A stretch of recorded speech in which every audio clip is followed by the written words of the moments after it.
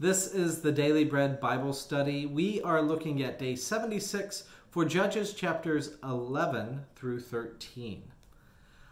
This is a story that is less familiar to me, Jephthah, and in a lot of ways it's one of an unexpected hero. In Judges 11, we are introduced to Jephthah in verse 1. Now Jephthah the Gileadite, the son of a prostitute, was a mighty warrior. Gilead is a subtribe of Manasseh. It should also be noted as well too. Now, in a lot of ways, Jephthah is the one that people do not expect because of really nothing to do with himself. He's kicked out of his father's house for being illegitimate, that he couldn't help what his parents did, but outlaws connected around Jephthah and went raiding with him. And then when war comes, the elders decide, he may actually benefit them, so we might be willing to have him come back. In Judges 11 verse 7, he replies, "Are you not the very ones who rejected me and drove me out of my father's house? So why do you come to me now when you are in trouble?" The reason Jephthah says yes is that he really just wants to belong. He wants to go home.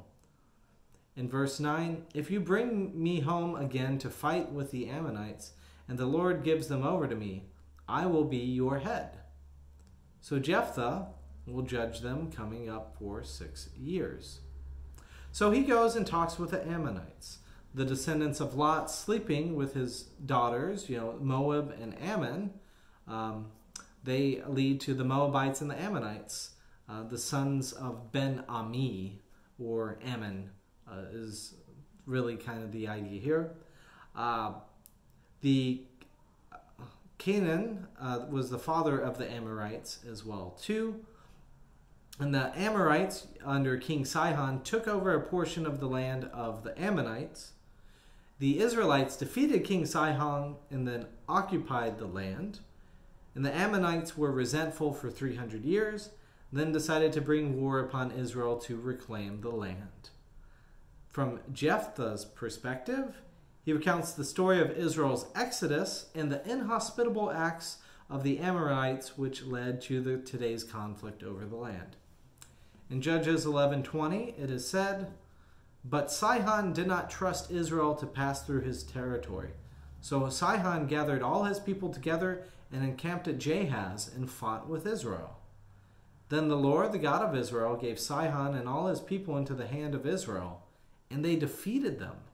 So Israel occupied all the land of the Amorites, who inhabited that country." There is sort of a taunt here in verse 24. "Should you not possess what your god Chemosh gives to you to possess?"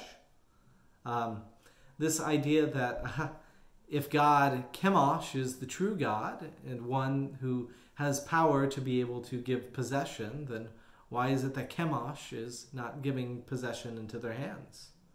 Now Chemosh was a local god associated with Moab, the Amorites, and the Ammonites. In Numbers 21 verse 29, it kind of lays that out.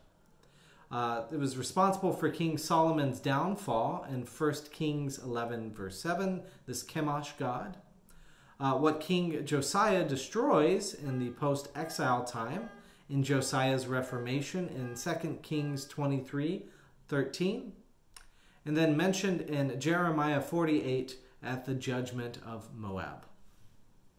In Judges 11:27 it says, "It is not I who have sinned against you, but you are the one who does me wrong by making war with me.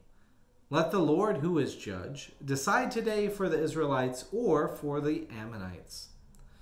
So Jephthah is victorious. And apparently God chooses the Israelites over the Ammonites. The Lord God instead of Chemosh. Now, a strange custom is explained here in verse 39. There also arose an Israelite custom that for 4 days every year the daughters of Israel would go out to lament the daughter of Jephthah the Gileadite. Why is it that they're lamenting? Well, Jephthah makes a vow to sacrifice a human burnt offering to the Lord in exchange for successful battles. Jephthah is successful, and the human being chosen is his only beloved daughter, which is really rough. And this is, not something that that we see that God does or asks for is human sacrifice. But here in this Jephthah story, he sacrifices his own daughter. In Judges chapter 12, we have more questionable choices. Ephraim becomes upset with part of Manasseh, namely the Gileadites. In Judges 12, verse 4, then Jephthah gathered all the men of Gideon and fought with Ephraim, and the men of Gilead defeated Ephraim because they said, "You are fugitives from Ephraim, you Gileadites, in the heart of Ephraim and Manasseh." Now, additionally, after the battle, the Gileadites caught Ephraimites trying to go back across the Jordan. They use a linguistic test asking them to pronounce Shibboleth in Judges 12, verse 6. Now, the sh part of Shibboleth must have been hard for them to pronounce since they were killed for their mispronunciation. They probably said it more like Sibboleth instead of the Shibboleth. It would be similar to somebody like me, myself, trying to roll my R in Spanish. I cannot do that. So it's kind of this way that your body and your speech kind of gives away where you are rooted and from. Anyways, after Jephthah comes Ibaz from Bethlehem to judge Israel for 7 years. His family intermarries, which sounds like it is forbidden. The next judge is Elon from the tribe of Zebulun for 10 years. Then Abdon the Ephraimite for an unspecified amount of time. In Judges chapter 13, we get into a familiar story for a lot of children's stories, the story of Samson. So in Judges 13, verse 1, the Israelites did again what was evil in the sight of the Lord, and the Lord gave them into the hand of the Philistines 40 years. This time God comes to the tribe of Dan, to a barren woman named Manoah. In Judges 13, verse 3, and the angel of the Lord appeared to the woman and said to her, "Although you are barren, having borne no children, you shall conceive and bear a son. Now be careful not to drink wine or strong drink, or to eat anything unclean, for you shall conceive and bear a son. No razor is to come on his head, for the boy shall be a Nazarite to God from birth. It is he who shall begin to deliver Israel from the hand of the Philistines." Now, a Nazarite is one who takes a special vow, and part of that vow is restrictions around alcohol and cutting hair. So we'll get to talk more about that later. Now, an encounter with the divine is mentioned here in Judges 13, verse 18. Manoah got up and followed his wife and came to the man and said to him, "Are you the man who spoke with this woman?"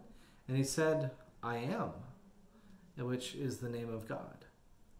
But the angel of the Lord said to him, "Why do you ask my name? It is too wonderful." So then at the end of all of this, type of this woman who shall conceive and bear a son, sounds very familiar to us as Christians. We hear a lot of this and think a lot about this with Jesus' own birth narrative. So in Judges 13:24, finally the woman bore a son and named him Samson. And the boy grew, and the Lord blessed him. So that's the end of our study for this day. I hope you look forward to getting to hear more about the misadventures of Samson coming up next time.